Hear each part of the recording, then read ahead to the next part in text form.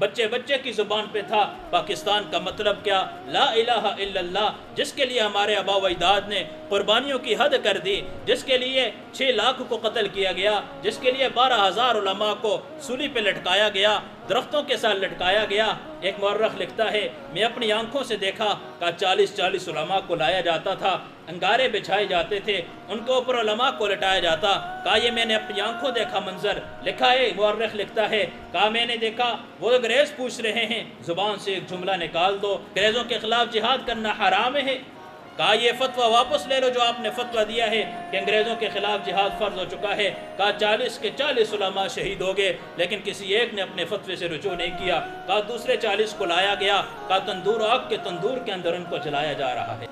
مورخ لکھتا ہے، ایک عجیب منظر میری آنکھوں نے دیکھا ہے۔ کہا ایک انگریز اپنی بیوی سے کہہ رہا ہے، آؤ آپ کو عجیب منظر دکھاتا ہوں۔ کہا 82 سال کے عالم دین کو لایا گیا، کہا اپنی بیوی کے سامنے کھڑا کرتا ہے، اس کے بعد دیکھنا اس کے ساتھ میں حشر کیا کرتا ہوں۔ اندر سے جا کے توپ لا کے اس کے سامنے باندھ کے وہ اس کو چھل نکل کے ہوا کے اندر اڑاتے ہیں۔